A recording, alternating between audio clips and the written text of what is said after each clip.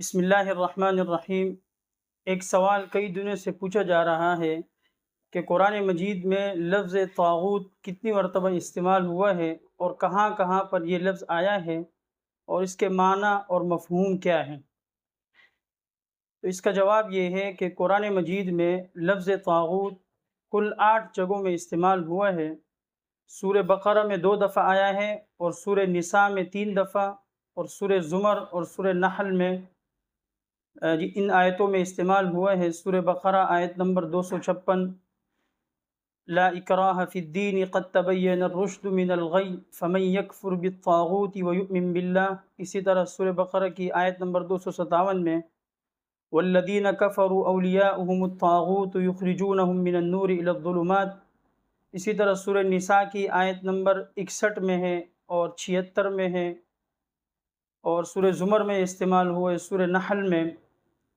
یہ تو ان آیتوں میں یہ لفظ آیا ہے اور پورے قرآن مجید میں یہ 8 مرتبہ آیا ہے، لیکن اس کا معنی کیا ہے اور مفہوم کیا ہے؟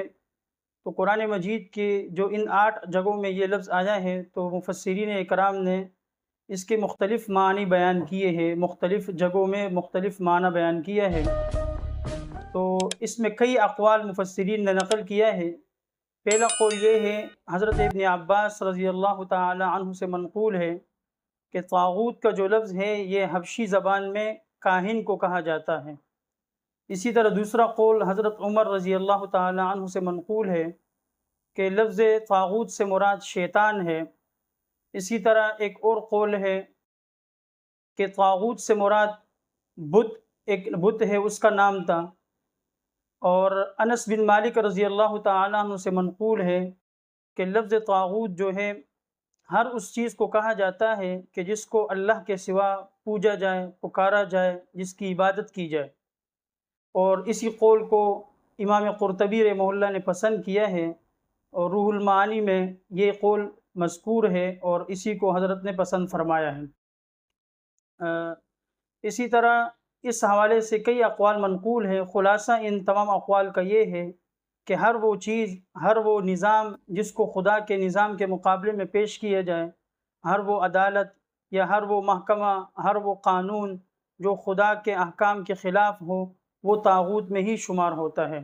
یعنی ہر وہ کام جو اللہ کی ناپسندیدگی کا سبب بنے، یا ہر وہ نظام جو نظام محمدی کے خلاف ہو، ہر وہ عدالت جو نظام شرعی کے خلاف ہو اور اسی کو لوگ اس پر راضی ہو جائیں تو اس کو طاغوت کہا جاتا ہے۔ اس حوالے سے یہ ہے کہ ہر قوم کا اپنا ایک طاغوت ہوتا ہے، یعنی ہر ایک قوم کا اپنا ایک نظام ہے، اپنا ایک محکمہ ہے، چاہے وہ جرگے کی صورت میں ہو، اگر اس میں نظام شرعی کی رعایت نہیں کی جاتی ہے تو وہ بھی طاغوت کے زمرے میں آتا ہے۔ اس آیت میں کئی اقوال اور بھی منقول ہیں کہ بعض کسی ایک انسان کو بھی طاغوت کہا گیا ہے، جیسے کہ سورہ نساء میں آیت نمبر 61 میں جو آیا ہے لفظ طاغوت، یریدون ان یتحاکموا الی الطاغوت، تو اس میں کعب بن اشرف ایک یہودی سردار ہے، وہ مراد ہے جو انتہائی زیادہ سرکش آدمی تھا۔